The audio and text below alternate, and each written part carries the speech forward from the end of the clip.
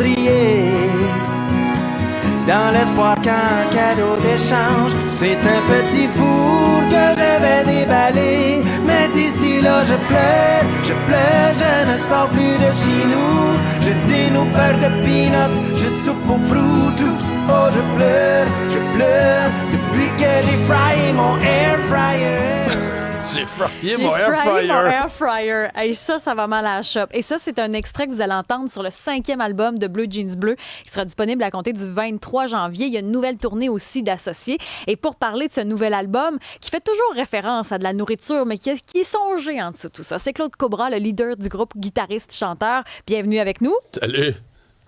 Bon matin tout le monde. Bon, ce qui est intéressant de Blue Jeans Bleu, c'est ça, là, l'espèce de doublon. Là. Il y a toujours un lien avec la nourriture, ou souvent un lien avec la bouffe, mais Air Fryer, en dessous de ça, là, il y a quelque chose de triste. Là. C'est un cœur brisé. C'est un grand cœur brisé. Je suis content que tu aies choisi cet extrait-là parce que cette toune-là, le but, c'est que le propos ait l'air bien léger, mais que si quelqu'un, mettons, comprend pas le français, il pourrait écouter cette chanson-là puis avoir la larme à l'œil, selon moi, avec les arrangements, tout ça. Fait que c'est le fun de jouer avec ça. Traiter léger, mais aller un petit peu plus creux d'une autre façon. Puis, on dit léger, parfois c'est rigolo. Je pense entre autres à cette chanson-là parce qu'il faut dire que sur l'album, il y a à peu près 12 pièces, il y a différentes interludes, il y a des chansons très courtes. Pet Sauce en est une. Pet Sauce, c'est une chanson d'à peu près 1 minute sur l'album. Le temps passe vite comme la sauce dans un pet sauce, baby. Le temps passe vite comme la sauce dans un pet sauce, yeah. C'est sur moi que ça passe sans avertir. Ça laisse des traces et des souvenirs. Oh, le temps passe vite. Bon. C'est une chanson de nostalgie, finalement. Oui. Le temps passe vite. Toujours. Tu sais, je me suis rendu compte que je vieillis, je suis un jeune quarantenaire. Puis je me rends compte, tu sais, le temps, c'est un constat en vieillissant. Je pense on se rend tous compte que ça passe de plus en plus vite. Puis moi, je suis un grand nostalgique. Je pense que ça paraît dans l'album. Je parle de la vieillesse aussi. C'est toujours déguisé un peu, encore une fois, en quelque chose d'un peu léger, mais en dessous, ça touche à quelque chose que je me rends compte que je vis au quotidien. Fait que oui, je suis nostalgique, Marie. Ouais. Ben, c'est vrai parce que même tu pars en voyage, moi je me disais, oups, d'après moi, il parle du deuil dans cette chanson-là, qui est la première chanson de l'album. Euh, Non. Disons que celle-là a même pas de double sens. C'est C'est vrai. simplement la grande question, c'est qui va venir nourrir ton chat. Mais si on se met à la regarder avec l'œil d'un deuil, disons, je pense qu'il y a beaucoup de textes que si on le regarde avec une autre paire de lunettes, à un moment donné, toutes les lignes fit. Donc, dans ce cas-là, oui, pour le grand voyage, cette toune-là pourrait très bien traiter de ça, puis qu'en surface, ce soit juste la question de qui va venir nourrir ton chat, mais ouais. J'aimais ça le sourire de c'est pas ça pantoute, mais c'est ce qui est intéressant aussi de ce travail-là. On a déjà entendu dans l'émission Mini-Pot, ça fait réagir, Jeans T-shirt, Manger mou aussi, et quelque part Oui. une chanson d'amour, on peut l'entendre. Si on s'use ensemble, c'est réconfortant. Et je me verrai manger mou avec toi. Après nos parties de bingo, ou entre deux sessions de danse rétro. Manger mou. Avec le Ça, manger mou avec toi, ça, c'est la définition même du mariage pour la vie, là. Exactement. Puis tu sais, c'est dans le même constat de la vieillesse, tout ça.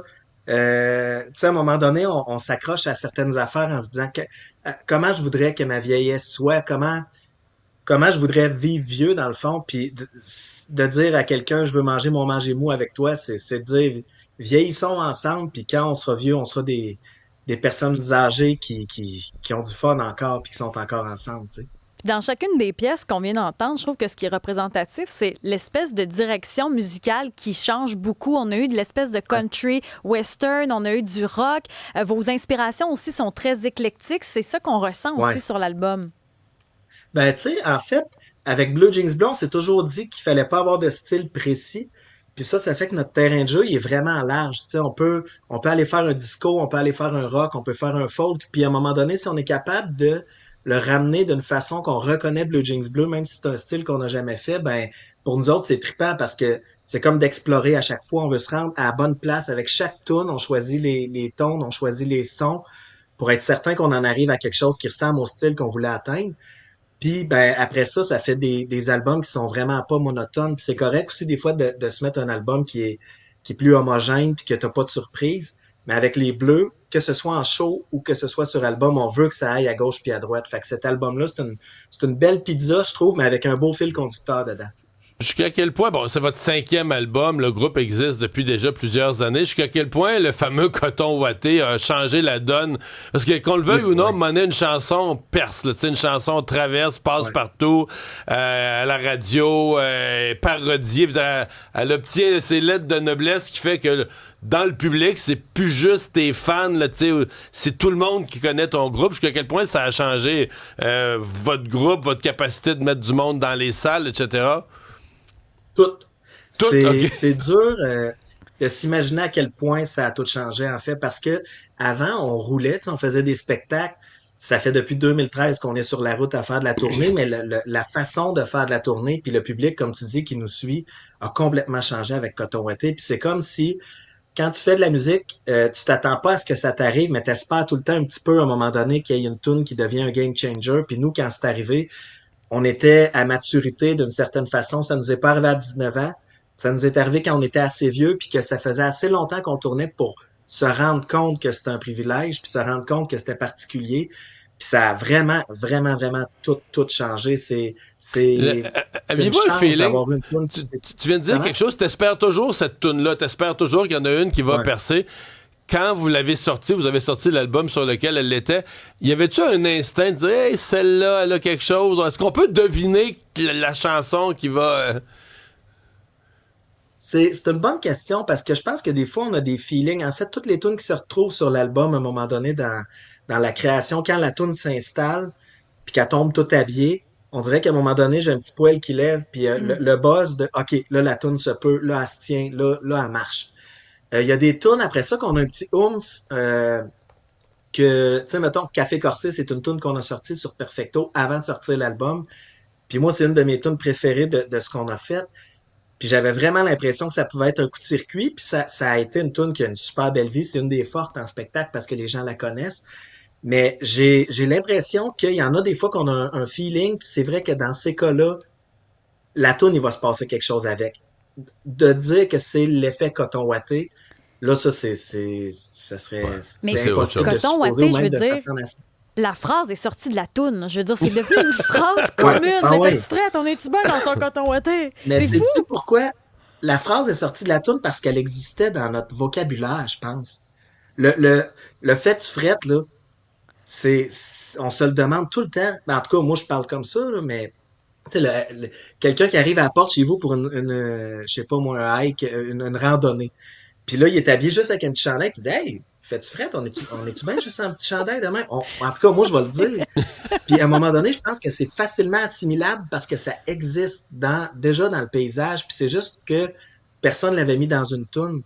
Mais Mario, pour finir ma réponse à la question, Coton Watté, on avait un feeling avec cette tune-là, mais on avait plutôt le feeling que ça passe ou ça casse.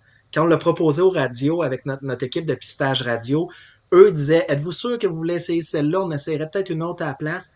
Puis on dirait qu'il fallait en avoir le cœur net. Il fallait aller au bout de la démarche pour se dire, ouais. Fait qu'on en avait un. Avec celle-là, on en avait un différent, mettons. Donc, l'album sort le 23 janvier. Vous partez en tournée après. Bonne chance avec tout ça. Première date à Brossard le 20 février. Puis il y en a plein d'autres. À Montréal, c'est le 11 avril. Les dates sont partout à travers le Québec. Merci, Claude. Oui. Bonne chance. Merci à vous autres.